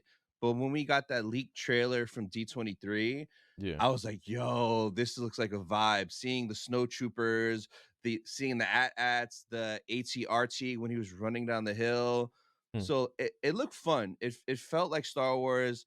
So I'm looking forward to that. I trust John, and hopefully there was nobody meddling with him in his story because I still feel that Mando season 3, KK was in there meddling. There's no way John was like, Someone this was in is there, this, bro. yeah. Because season 1 and season 2 Mando are day and night difference than Mando season 3. Something happened there. There was something that happened. And it's So unfortunate because freaking it was the legacy, bro. Like 1 and 2 yeah, was that was like the saving grace of Star Wars, and 3 was just, yeah, as you said, yeah, not it was it, it was not it the was same. different. Season 2, man, I wish I was doing reactions. I don't think I had my channel back then, but like that finale, bro, I remember because like I'm on East Coast time. I woke up at 3 a.m., Yeah, was watching it. It's like 3:50, and like the X-Wing comes in. I'm like, there's no way. There's no way. So I remember I stood up, and for the rest of that sequence, I was standing up like a foot away from my TV, just like looking, and I'm like, there's no way that's Luke. There's no way that's Luke. You see the glove, you see the saber. I'm like, that can't be Luke. And it was just badass. The hallway scene, the music was hitting. And then when he took it off and it was Luke, bro, that moment just like it blew my mind. I was so happy because right away I'm like, that's the Luke that we deserved in the sequels. That's my Luke. That's how I pictured Luke. Badass, all black. Like I know that moment was special for you, man. yeah. So many people, man. It was just especially, and it was even more heightened because of what they gave us with the sequel trilogy, and so Yeah, I think if they had given us, that Luke in the sequels, I think it still would have been really cool. I don't know if it yeah, would have been as emotional, but because of where they took him with the sequel trilogy and just like that's not our Luke Skywalker, um, yeah, seeing that in Mando 2, I was just like, it was just like it was like thinking a friend who was so close to you is dead, and then seeing them, they're not dead, they're alive. yeah, It was really nice. So I mean, and so many people around the world. That's still one thing to this day. Whenever I do meetups and stuff, they're like, your Mando 2 reaction, I was there with you, man. The same Yeah. thing. And it's just so nice to see that there's so many people that share that kind of energy and love for these characters that George created. Yeah. So they're sacred, man. I hope Disney really understands how sacred all these characters are, and hopefully they do well with them going forwards. Yeah. So Mando movie I'm looking forward to, but I think Ahsoka season 2 is what I'm looking forward to the most because like I love Rebels. I'm a sucker for Rebels. So Mhm. Ahsoka season 1 was basically Rebels season 5. So I'm pumped for that. I'm really pumped to see where they go with Balin and the whole Mortis arc, Mortis story. Cause like clearly it's leading to something with that. Cause the Mortis arc in Clone Wars was so good. I love that. One of my favorite arcs. Yeah. So him bringing it to live action, I'm really intrigued to see what he does. All these rumors of like the mother and stuff, which I haven't read those books, but I want to read those books. That way, when I go into it, I have like a full knowledge of the mother, the Mortis gods. It'll be a good time, man. Ahsoka season 2. Yeah, what he's gonna do is gonna be next level for sure, I think, and I hope he does it in the way George would want it. Because I used to be a huge Dave Filoni fan, but Yeah, after the Acolyte and things like that, I'm just kind of like questioning now. I'm like, what's going on here? Like, what's the deal? So bro, he didn't do nothing with the Acolyte, man. What did Dave do with the Acolyte? I don't know. He's the guy that's signing off on stuff. Yeah, I see people say that, but like in my mind, Acolyte was greenlit in 2019 because they announced it in 2020. So like Dave didn't get his power until like a year or two ago, right? That fancy Yeah, position. yeah. So I don't think there was that much that he could do. Now I'm curious, who was the one that went in and said we're not going to greenlight a second season? I wonder who that was, but we'll never know or find that out. Probably the boardroom executives, man, when they saw the reviews. What if When they saw the numbers. I don't even think they care much for reviews. I think they just care about numbers. So at the end of yeah. the day, it's those boardroom guys. What if it was Um Dave? What if Dave came in cowboy hat and was like, "No." um I mean it's possible. Yeah. But you know, having some friends on the inside, like I'm sure you do, um I don't know. Yeah. I think maybe it's numbers at the end of the day. It's a numbers game. So if something makes the money, they're gonna go for it. Ahsoka 2 make the money. Um, I imagine Dave's much more invested in Ahsoka season 2 than he is in Acolyte season 2. Yeah. If he's gonna Yeah. pour 180 mil of the company's money into something, it's gonna be Ahsoka. Yeah. But at the end of the day, I was the first person that was super excited for the Acolyte years back, and Oh yeah. I think it was a super promising story that we could have gotten. But it is what it is, Yeah. so we can move on from it and hopefully get some bangers going forwards. Because I see Marvel, they're all those fans are pretty excited at all the news coming out there. Yeah. And I was just about to say that, like, Marvel, their future is promising because they know what they're getting. Like Deadpool and Wolverine was a banger. Yeah, They got Fantastic Four, they got X-Men, they got Avengers Secret Wars, they got a lot of stuff coming. they got So X they're Men. yeah, bro, X-Men are coming back. Yeah, of course. Oh, shit. Yeah, not soon, but that's like going to be one of the projects. There might even be like a Avengers versus X-Men type stuff too. Yeah, they're bro, so they're eating good. Us on the Star Wars side, what do we have? We know Skeleton Crew, Ahsoka season 2, Mando movie, Dave's movie, and Andor. then Andor. Yeah. But other than that, like what the hell's the direction after that? That's why for Japan celebration, I'm super curious if Dave's going to come out and be like, "Hey guys, this is what's going on. This is the plan." Because there's rumors that there's like several projects in development right now, and I'm guessing that they're gonna save that for Japan celebration to announce and reveal. But I just feel clueless after next year, bro. Yeah, they hold the goodies, man. That's what I noticed, like with Disney, and they just like hide shit so much, and then they want to reveal it. It's like, all right, cool, but maybe it's give us a little something more. But they just kind of want to like hold it for Celebration or D23, and then Yeah, they just like unveil everything. And so, I mean, like, what's going on with Jedi? Survivor or whatever 3. The you third know? one, yeah. What's going on with the Eclipse game? What's going on with this Mando movie that's coming out? We want to know a little bit more about it. Is there going to be another season of the Mando, perhaps as a show before the movie comes out? What's going on with this Rey movie? What's going on with this new Jedi Order movie? What is it? What's it called? The first Jedi movie. Yeah. It's Dawn of the Jedi. Dawn of the Jedi. Yeah, there you go. Yeah. What's the director's name? Is it James Mangold? James Mangold. Yeah. Yeah. He did Logan.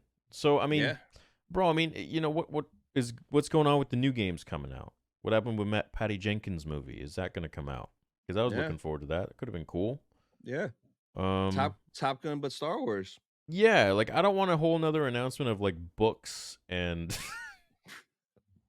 Dude, I think like their last wave of books might get canceled because they announced like 4 Acolyte books, like a Yord book, a Jecki book. Like there was no, so it's cooked. It's done. Yeah, like no. Yeah. I mean,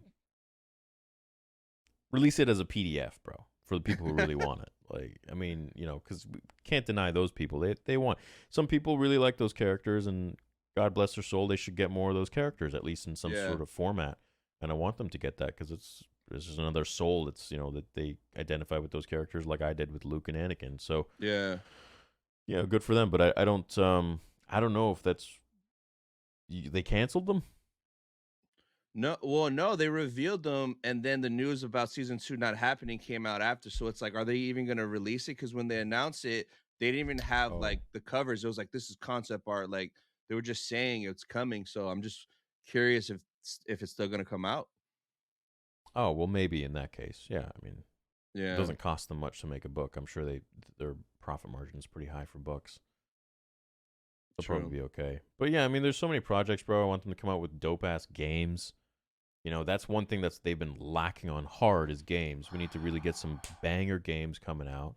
Something about Jedi, Sith, KOTOR remake, sure. Yeah. Whatever. Yeah, they slack with the video games, man. Or just give us what the people want, like Battlefront 3, Force Unleashed 3. Like people, I don't understand why they don't just, they want this? Let's give them what they want. It shouldn't be like a hard concept. It's crazy, man.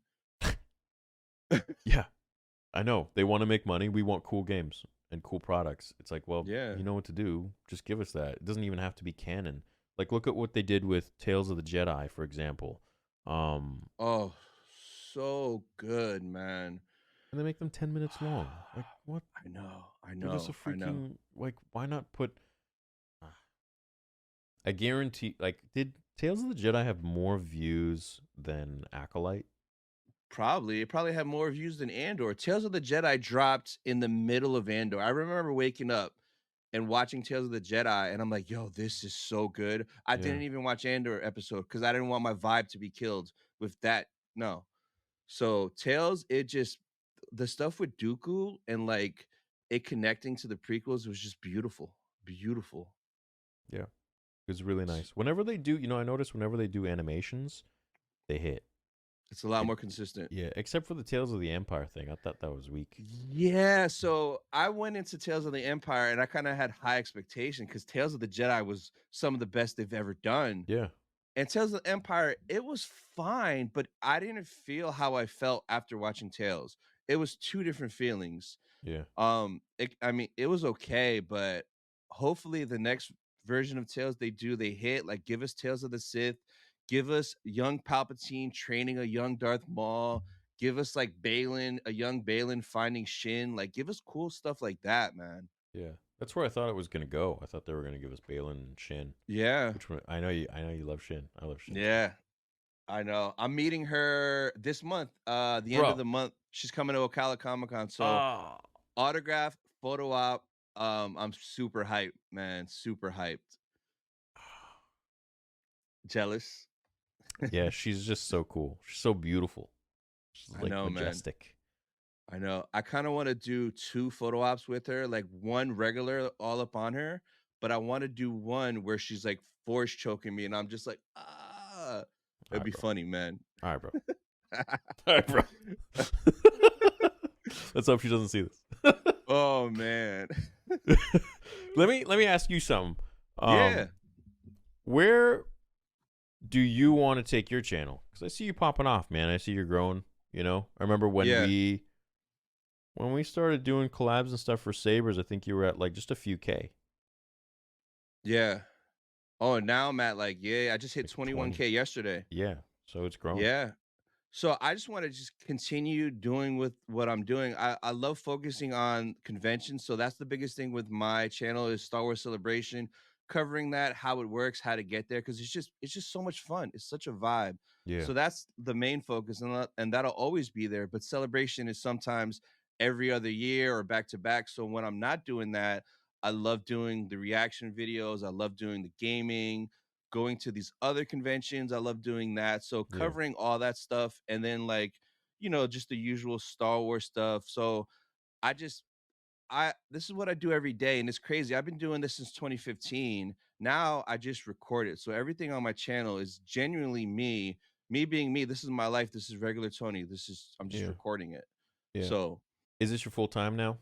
not yet. So that's what I'm grinding towards working.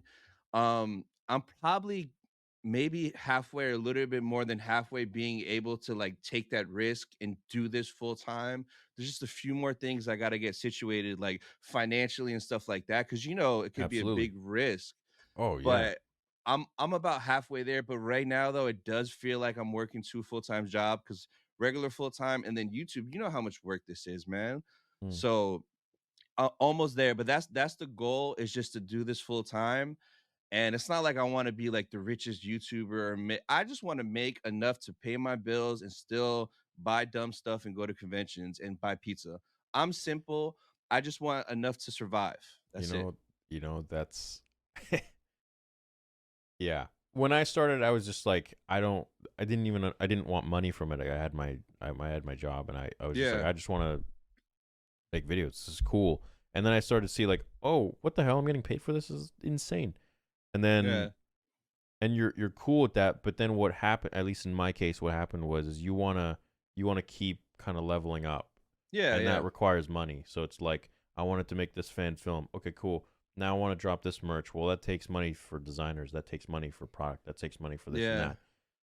that. Then the next movie. Then there's animation projects, and then you got editors, and then you got a team here and there, and then you got and then Vader episode 2 and 3, and then now the Sabers, and that's like a whole nother thing.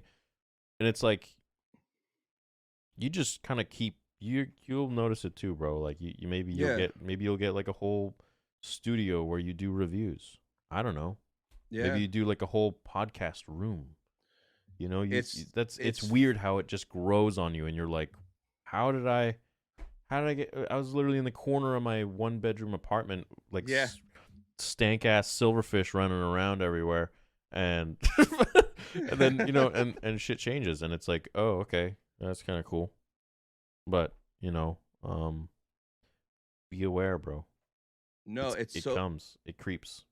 it's so funny you say that because like eventually when I get to that full-time spot, I probably want to move back towards Orlando or be in that general area because what I want to do is I want to get another room to make like a podcast room to have like a studio for this. There you go, bro. And the reason I want to be by Orlando is everybody goes to Orlando. Like think about Megacon weekend, how many podcasts that I could record because I love watching podcasts on YouTube, but I love the in person where they're side Those are by the side. best. Those are the best. That's With the and ambient lighting and those are the yes. best. And imagine like you get to the point where like you interview Hayden.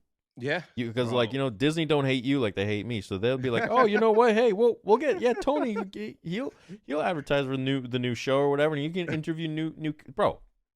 Yeah, so Yeah, that's what I would want is to eventually to have in-person podcasts, like doing this podcast, Sith Talk, in person with people. It's just such a different vibe, and I love those. Like my friends Connor and Seth, they have a podcast called Beyond the Dune Sea, and they live right by each other, so cool. they get to record. They have a dope studio set up, and I just love watching stuff like that. So yeah, eventually I will get it. I was already thinking about mics and cameras and this and that for the future. See, yeah, Yeah, yeah. And you're uploading this on another channel, right? Yeah, so I took my podcast and I made a separate podcast channel, Sith Talk podcast, because Mm. I've noticed with a lot of creators, they have their main channel and then they have a podcast channel. So I kind of did that just to separate it because a lot of people on my main channel, they might really care more about the conventions or the unboxings, and they might not care about podcasts like that. Not everyone loves these podcasts. So I just put it on a separate channel, and I'm just, kind of just doing it for fun because like it's fun having these combos with different creators. Is it cool if I give my opinion on that? Yeah, yeah. I would upload that on the main channel. I would Just upload keep it all on the main. just like I did Nerd Theory on the main channel, just like I do all the interviews that I did on the main channel. Keep it on the main Yeah. channel. And if people don't want to watch, bro, they don't gotta watch. But You know, you bring in more people like that, and then your podcast channel is where you put your clips, oh, and then you that's bring in, and then from the clips, you're like, if you want to watch the full thing, head over to my main channel. Boom. that's true. I've been like thinking about that too, because like having it separate, it hasn't really done a whole lot more. And now that my main channel is way bigger than that, Bro, I you're honestly yeah. was thinking about that, especially with this episode in particular too. Like, should I put this on the main channel better than the smaller unmonetized channel on I the mean, side? if I were you, I'd put it on the main channel. It's anything with my face in it gets views. To be honest, and I know. if you put like a controversial title in there, if you ask me something controversial, like I'm still waiting for you to ask me something controversial because you can spin that in the title, and people are gonna be waiting the whole video for that. People who love me, people who hate me, and like that's gonna get you views. Yeah, I know. Bro, take advantage of it, man. I know how the system works. I know the game works. You're No, my bro. I I, know, wa- I I know. want you. I want you to benefit. No, I appreciate that. I can't even think of anything because, like, my mind, I'm so chill and laid back, bro, that it's like, I don't know. I can't think of nothing controversial because I already know how you feel about Acolyte. That's the most controversial thing right now is freaking Acolyte. Um, Yeah, and the response to that and all that stuff. But yeah, I mean, it's yeah. I'm a I'm an open book, bro. You could literally ask anything you like, and yeah, and use it to your benefit, 100%, No, of hundred course. percent. No. No, I know that. I know that. Um, I'm trying to think. So I want your channel to blow up like crazy. no, I appreciate that, bro. And I appreciate all like the love and support that you've been giving me from the beginning, bro. Like even when I was just like at like 2,000 subs, when you had Yeah, me and Will pop on like those of course. nerd theories back in the day. Yeah, of course. Yeah. And then even when you hit me up for the sabers, I was because like you dropped this theory saber, I bought Shin right away. I'm like, I gotta show love, I gotta show support. And like the next day, you're like, bro, what's your shirt size? What's your address? And what saber you want? I'm like, what? Yeah. Like that was like surreal. I'm like, that's crazy. Like I appreciated that so much. Well, I'm yeah, I like, appreciate you, man. Like I don't. It's not yeah, like I get it. Like you want someone with big numbers to be able to like push your product and stuff. But I don't know. For me, it's like I guess I have the luxury of that where I'm that. Like I yeah, can do yeah, that myself. yeah, So yeah, it's yeah. like I want to hook up my friends too, and I mean now you're bigger, so great, cool. But Yeah. yeah, man, no, it's just all love, appreciation, and I thank you for especially in the beginning, like supporting, Of and course, so man. I give that love back. No, no, I appreciate that. That's real. One thing I can ask though is like, bro, you get the most hate on the internet. It's crazy. And like I look at you as just like one of my boys. Like I look at you as a person, as a friend. I don't look Yeah. at you as like, oh, he's the biggest Star Wars YouTuber, 3.3 million. Like I look at you as a person, and like a lot of people don't. Have you Mm. had any issues with like that hate in person, like at any of these conventions or out in public? Because like in your comments, people are thugs, but in person, have you dealt with any of that hate? No, never, No. never, That's not once. yeah. It's all Eh, love, man. It's all love. In person, I've never. And like if I do, man, I'll meet it with love too. It's like, okay, cool. Like I'm all for people yeah. having their opinion. Um, no, it's the internet's a weird place, and it brings out sometimes the worst in a person. Someone could be having a bad day. Yeah. I've fallen prey to this too. Be having a bad day, and you just have like this misconception about somebody or someone Hmm. online. I've done it myself, and you just take out that anger you got. Like, why them? Like, Yeah. you know, and then you listen to other people, what they say about you, and you read the comments, and it just depends on, you know, what kind of opinion you formulated about this person. And it's like, oh yeah, you know what, they are that, and then you create this Yeah. person that's not them. You create this person in your mind. It's like when you're in the dark, you don't know what's around, but you start feeling like, what is in front of me, what's around me, like you don't know. And so you Yeah. create this thing, and that's kind of the approach I take to it. It's like, okay, well, this person is coming from that angle, and I understand. That's fine, and maybe I need to be their punching bag for the day, Yeah. and that's okay. You know, sometimes it gets a little too much, and then I give a little bite back. But for the most part, you know, as I progress in age, I start to understand things a little more maturely, and be like, okay, you Hmm. know what, it's fine. I get it. I understand, and that's okay. Yeah. And with the amount of hate that I get online, there is 10 times more love that I see in Yeah. my streams and my comments and the people that fight for me and this and that. And it's like, it's just the way it is. It's fine. Do you remember the first time you got like a hate comment, or was Yeah, it that bro. just And so yeah, long ago? I think the first one I ever got was probably like a month or two of the channel. Uh-huh. And this guy was like, who the F are you? Did you just lose your job or something? Why are you making so many videos? Because I was pumping out like 2-3 videos a day. Yeah. And I, that was like my first like, ugh, Yeah. like what? And I used to take it so personally, bro. I used to take that stuff so personally for the first several years. And then, of course, once I showed my face, then it was even more. And I was just like, damn, people are mean. But Yeah. I don't know, 8 years, I'm just kind of like, I don't know, I got my core group. I got my friends in real life. I got my friends online, Yeah. who I still count as like it's the same thing. Yeah. I got my businesses. I got my channel. I got and I don't know. I just shield. Nothing affects me. I think maybe I've just been doing it so long, and you kind of been Yeah. in that spotlight, if you want to call it that, for so long, where you kind of Hmm. heard it all. It's whatever, Damn. you know. Uh, These if people you don't could, see you as a person. yeah, and it's crazy. They Even don't like see you people as a that person. I know, they'll make comments, and it's crazy. Like I was talking to somebody the other day, like a random person on Instagram, and they're, bro, they were like, Theory hates women, and I'm like, what are you talking about? Yeah. And they brought up that interview that you did with that one lady, and I'm Mm-hmm. like, oh my god. So I had to kind of like explain it to them, because everyone that was mad about that, they didn't watch it. I was like, Don't even well, bother. and Don't even once I bother. explained it to them, they changed their tune real quick, because they were like, Yeah. "Oh, that makes sense." Because I'm like, it wasn't on his main channel; it was on his Theory Talks channel. Yeah. The lady is whatever she is. She lives in Dubai, so that's her point of view from where she lives. So that Yeah. makes sense.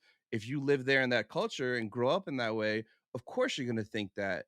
And when I told that to them, they're like, "Oh, that makes sense. Dubai is a different culture." So it's Yeah. crazy how people just see the title or a clip of you and they assume the worst. Because when that started blowing up, I'm like, "What did Theory do?" I'm like, "Let me see this first." And Mm. I watched that whole episode, and it was at the end, and you were wrapping it up, and you asked that last question, and she said that, and your face was like, "Oh, great." I could tell by your facial expression, you were like, "Oh, this is gonna get clipped." Yeah. And that was the end of it. And then people kind of blew that up, and I'm like, bro, like that lady can have her opinion, and she's from a different country. Like, Yeah. Well, that somehow got turned on to, you know, people want to take me down for a long time. They don't want me to be around on YouTube making Star Wars videos. So it's like, then it turned into, you know, her saying women don't even like Star Wars, and me going like, oh my God, like this turned yeah, into me saying that women don't belong in Star Wars. And everyone started running with that, and then that became like the thing. And I was just, I was like, huh, yeah, okay. Like,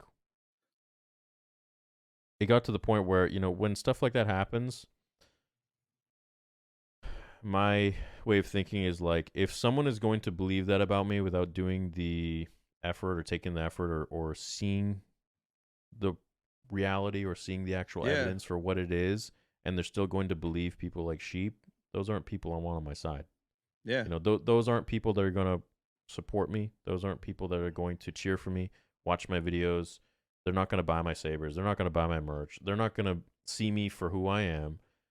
If they can't even like watch the thing for themselves and see for themselves that was never said, that was literally something created out of the figment of someone's imagination to just slander me,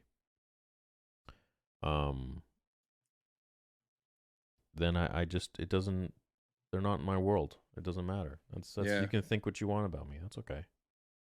You know, my bros, my core audience, my friends, they know who I am. And you know, I remember when that all happened, I was in LA and I was hanging out with Gracie, you know, Gracie the cosplay lass. Yeah. And she posted a picture of us, and like there were so many people being like, how could you hang out with this guy? It was like, that was the peak of it. That was literally the peak of it, I remember.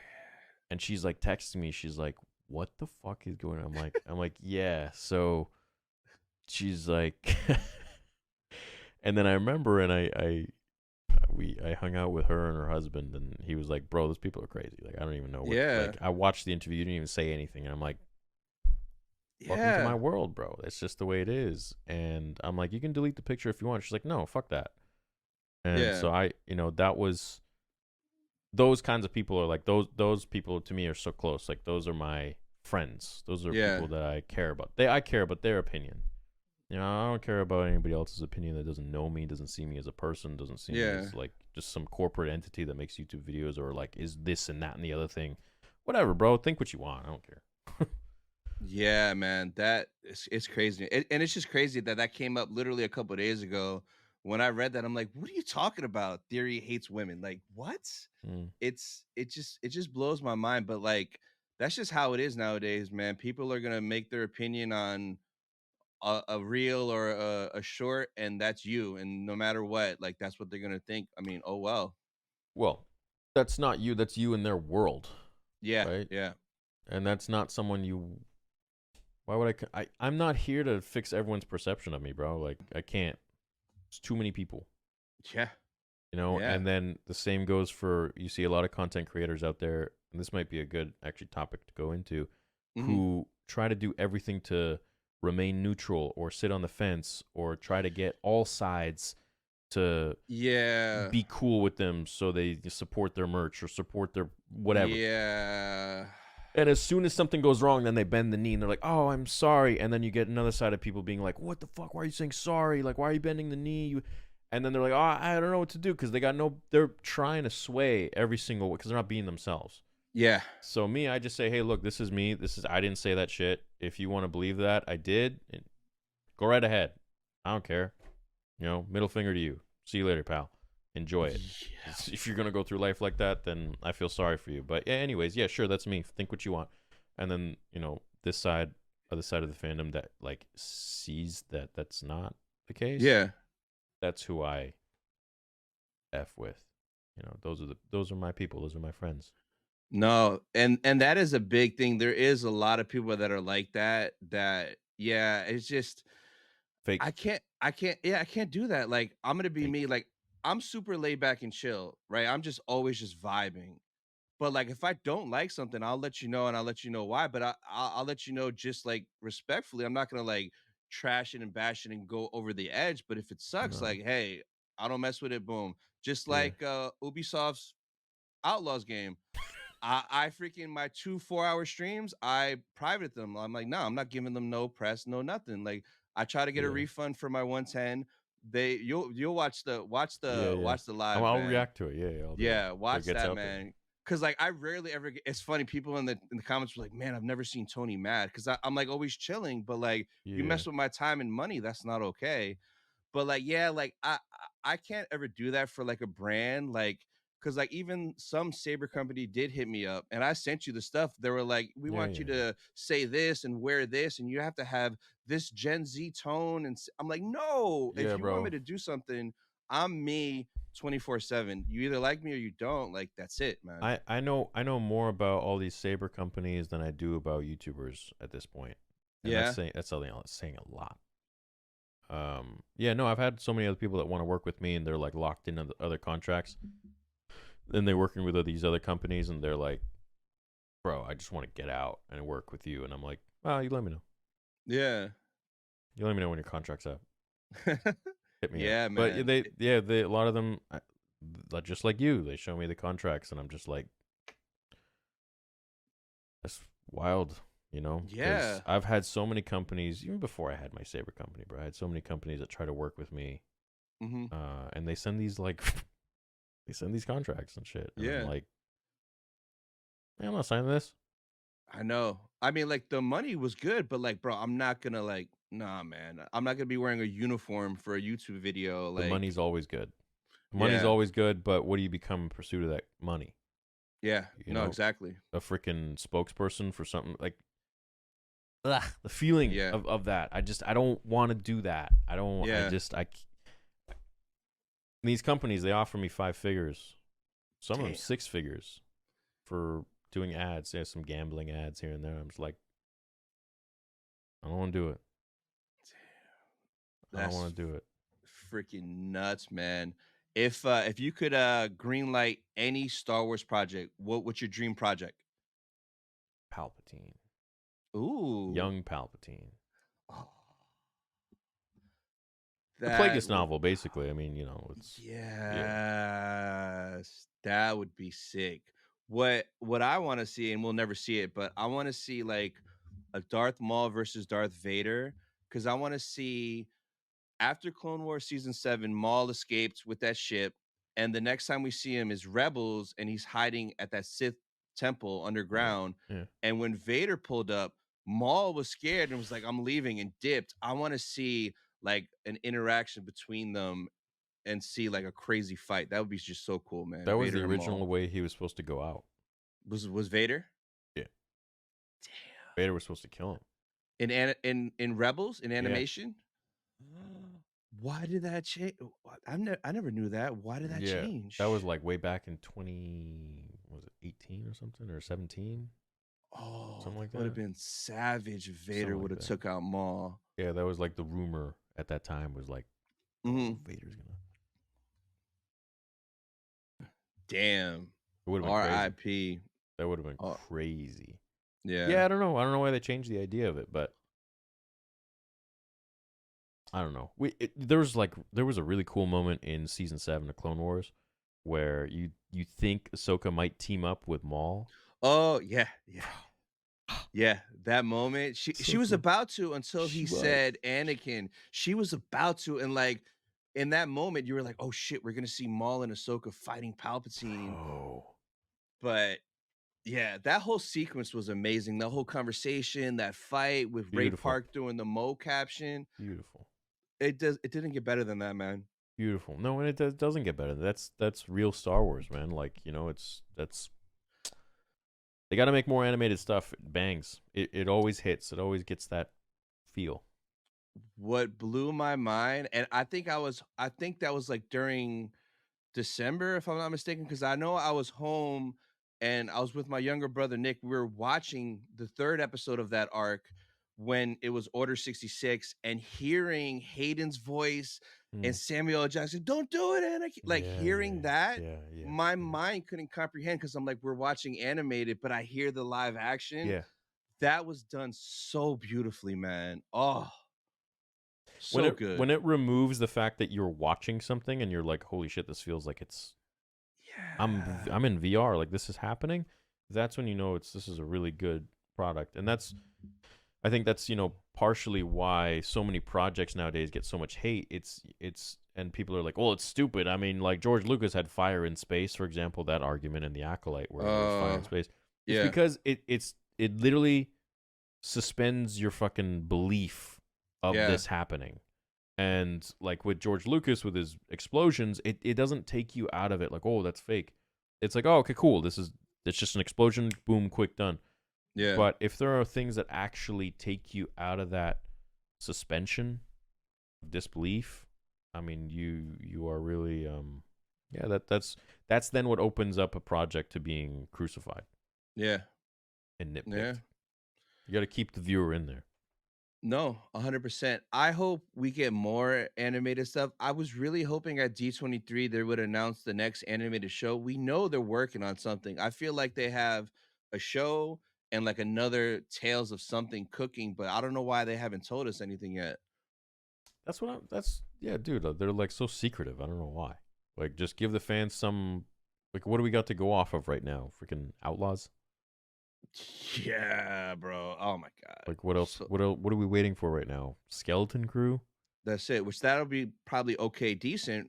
I'll enjoy it, but Sh- it's a small. It's not gonna be like a huge number of people are gonna be like, oh yeah. Yeah. I think I'll like it, but Yeah. I don't think it's gonna be a huge group. I don't know what the numbers for Andor were. I forget, but it's probably gonna be smaller than that. Oh, well, Andor, I think, was the lowest, but Acolyte took that crown. Yeah. So, yeah. Yo, Andor season 1, man, I could not vibe with it, bro. I could not, man. The Yeah. first 3 episodes Slow as shit. were going to be the first time I ever did a reaction video to a show. Okay. And I recorded it, and I bro, I started editing it for the first time, and I'm like, bro, what? There's nothing. Nothing. So Yeah, I deleted it and I never posted it and I never reacted to Andor. You I didn't should. do reactions till Mando. You should. I kind of wish I kept it now because like I Upload it always now. like I don't have it and I was looking for it too Oh. to see if I had it, but I was just like, bro, this is not for me, and I just got rid of it. You know what I don't have? I wish I had. So when The Force Awakens came out in 2015, before I had my channel, I recorded a review video. Oh. Just for like Facebook. Yeah. I don't know where that video is. And it's not on Facebook no more, or you don't have that account no I more? don't even think I posted it. Oh. Oh shit, did I? Dude, if you did, that's gold. OG Theory before Theory. Fuck. I mean, I deactivated that account long ago. But I think, well, I don't know how long they keep it. You could try to reactivate it, but imagine if you found that. That'd be gold. Huh. That'd be cool. Yeah. That'd be wild. Yeah, it would be. Like a time machine, bro. Like a DeLorean. 2015. That's the year they went to in Back to the Future, wasn't it? Yeah, that's crazy. Maybe. I'm going to go look for it. Yeah. I'm going to try to search the archives. Try to get that account back or something. See what happens. How long was that video though? Was it was like a little short video? Yeah, like I literally got out of the theater. I went into my car and I started recording. Yeah. Yeah, I want to do one of those, but like since I've had my channel, there's been no movie. But you better believe, as soon as I get out of that Mando movie, Mando, dude, yeah. car reaction video, Me as too. soon as I get out, like I'm gonna see the very first show Thursday. If it's 4 p.m., 5 p.m., I'm going like right away. I'm pumped for that, bro. man. At that point, you probably get an invite. That'd be wild, bro. That'd be wild. Yeah, why not, man? Bro? That'd be wild. Yeah, why not? I mean, Will got in. That'd be crazy, man. Why not you? Super crazy. Yeah, for sure. We'll see. I'm super pumped for that movie, but like Filoni's movie, if he goes like the heir to the Empire route. So, do you think we're gonna get Luke, Han, and Leia in Filoni's movie? Yeah. Oh. Recast? Well, you think recasted? No. CGI, deepfake, because they're getting better and better with that stuff. Yeah. Dude, that's gonna be. I think so. Such a special moment. Because they know that that's like the one thing. Well, not the one, but one of the big things they effed up on. And they're like, all right, you know what? Let's fix this, and then they can't bitch about it anymore. That's probably what they're thinking. So they're probably. I hope they're gonna make something really amazing like that, and I bet you it's gonna be really expensive for them. But this movie better hit. Yeah, it has to. It's important. Luke, Han, and Leia, like. Could you imagine? Though? Like we never got that reunion in the sequels, and like Carrie passed away. But even though they killed Han in the first movie anyway, it wouldn't have happened. What the hell was JJ thinking, bro? Like you have one job to do. You can't give us one scene, them all in the cockpit on the Falcon with Chewie. Come on, They man. weren't thinking, man. That's why I don't. JJ wasn't the right guy for the job. Neither was Ryan Johnson. Yeah, man. These aren't guys that really like carried the legacy. I mean, why wasn't George at the premiere for Episode 8? Why wasn't he at the premiere for Episode 9? From what I heard, he wasn't happy. Yeah. Oh, I bet, man. I bet. So crazy, man. It is. It's So, unfortunate, and I just hope that they learn from their mistakes and they stop dividing the fandom with this like political bullshit and yeah. just be like, look, like let's just tell a cool story. We're not here to adhere or pander to one side or the other side. We just want all humans to enjoy this cool story, and that's it. And I think that comes down to who you hire to write the project and to just focus on, where do these characters go? What's the best for these characters? What's the best for the overall arc of Star Wars and George Lucas's continuation of these guys? And that's it. That's simple. Profit. It is that simple, and I don't understand why they don't do it. Like we don't care about who's in it or anything. We just want a good story. It could be a bunch of girls, it could be a bunch of dudes, it could be whatever. Just Doesn't give matter. me a good story. I don't care. That's why I miss like the 90s and early 2000s, because none of this was an issue. No. Like the movie came out, you enjoyed it. Nobody was like, oh, a female directed it. Oh, a man wrote it. Like nobody cared back then. The director's gay. Oh, no one cares. Nobody gave a damn. I don't care if the director's black. I don't care if the director's a woman or the writer's a woman or it's a guy or the guy has 3 heads. I don't care.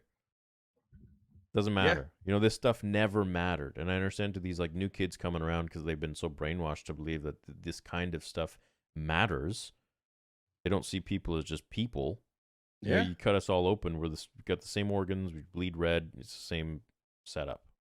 Yeah. Same rig. It's like, so, I mean, freaking hell, man. Just tell a good story. But it's like we can't get past this political junk in the West where it's all about like politics and this and that. And I don't know. I don't get the obsession. Yeah, me either, bro. And I live here, and I don't. The only politics that I worry about is the Trade Federation's blockade on in Phantom Menace. That's what I'm concerned about, bro. Exactly. That's it, man. Dude. Yeah. And what happened to Jar Jar after, everything. Yeah, that's all I care about. Yeah, besides that, like I just think there's so much of a focus on this person, that person, or this color, there's that sexual orientation. I don't care. It's not my business. I wish everybody has a great life, lives their life as awesome as they want, and pure freedom for everybody and all, and just tell me a good freaking story. That's don't care about anything else. The character could be gay, character could be black, character could be white. Doesn't matter. What I don't get is like they have all these dope ass books. It's like an open book test. Pick a book. There's your script. Adapt it. Film it. Yeah, like Dooku Jedi Lost. That book is crazy. Dooku is a savage in that book, and that would be such a fun movie or show, showing Dooku with the Saj trying to find a sister, showing a young Dooku with young Sifo Dyas being traded by Yoda, getting into trouble in the Jedi. Like, how cool would that be? That book was literally Harry Potter, Star Wars with Dooku and Sifo Dyas. Yes, that and like the Plagueis novel, but they kind of like So Acolyte season 2, I don't really care that we're not getting it. It sucks for the people that wanted it, but like I was more concerned about Plagueis and how they would portray him in the future. Because if they were to do it, and if they weren't gonna partner with like James Luceno for that, I'd be very worried. Because Leslie Headland's writing and direction she did with Acolyte wasn't my favorite. And I'd be terrified if she had full reign on Plagueis, because Plagueis, bro, is Darth Plagueis the Wise. That book blew my mind when I read it the first time. Blew my mind. Did you check the audiobook? Yeah, I was listening to the audiobook. Yeah, I started to read it, but I was mainly doing the audiobook. It's beautiful. Bro, that's a masterpiece. If you made that a movie, you got Plagueis, you got Palps, you got Maul. Plagueis is setting up all the pieces for Phantom Menace, making sure Padme is running everything over there and this, and gave Jabba the Hutt the freaking pod racing stuff. Like, it was insane how he set all the pieces, and like, just do that. Just do that, Disney. I know. You got freaking Qui-Gon in there. Yeah, You got bro. Dooku. The one scene that blew my mind because I was visually picturing it is when I think it was 3 Jedi. It was the Jocasta Nu and 2 other Jedi were standing there, and Plagueis was like, "Let me go talk to them." And this mofo walks up and is just talking to them, and I'm like, yo, that is such a thug move. Like, bro, you're the Sith Lord, Yeah. and you just walk up to 3 Jedis, Yeah. and just casually talk to them about banking or whatever. Yeah. That moment, I was like, holy shit, this dude is badass. This dude's a G. Yeah. Who were the other 2 Jedi? Was it like Qui-Gon. Sifo Dyas and Qui-Gon? Qui-Gon, Jocasta Nu, Qui-Gon, and somebody Jocasta, else. And was it Sifo Dyas? It was Obi-Wan, no? No, because I would have remembered Obi-Wan. But that moment though, like, imagine seeing an episode and just seeing Plagueis creep over there to those Jedi. Yeah, and like when he missed Anakin because he was trying to go see Anakin. Yeah. And he talked to the handmaiden, and he was and she's like, "Oh, he's not here." Like, crazy, man. Bro, if he was there for that second, you would have met. Yeah. Yeah, I know. They got all these scripts, bro. They could just literally adapt them or make them into games or cartoons. Or the people that are writing the stories for these games, have those people write stories. Because like I just literally just replayed through Fallen Order, and that story is just so good. And Trilla's my favorite Inquisitor, so Trilla was written perfect in that game. Reva was trying to be like Trilla, but done poorly. Trilla was like executed well. So like, take those people and have them write a game and just make that a show or a movie. You know, I wish I had the answer, but I don't. There's just such a disconnect when it comes to games to movies and books to movies. I don't know what the deal is. It's like it's a completely different team, or maybe there isn't as much meddling. I imagine there's so much more at stake with movies and shows because there's probably so much more money. Yeah. But so there's probably so many more people, like too many cooks in the kitchen kind of thing. Mm-hmm. You know, where they're just like ruining shit. Yeah. So I don't know.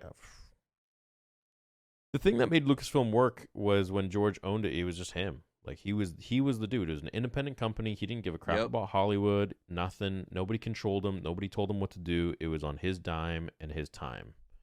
And now it's just ran by a whole bunch of suits, and it's just it's corporate, super corporate. Yeah, it's not what it once was. Yeah, man. It's not the same, man. It's wild. But yo, we're about to hit 2 hours. I appreciate your time so much. What do you got coming up next on your channel or next with Theory Sabers that the people could look forward to? I mean, Theory Sabers, we're always trying to expand and do new things, new designs, new sabers, new exclusives. We just rolled out the exclusive font packages. We got Saber School coming out, which is going to be a free, essentially, instructional video with Nick Gillard, myself, Mike Starwalker.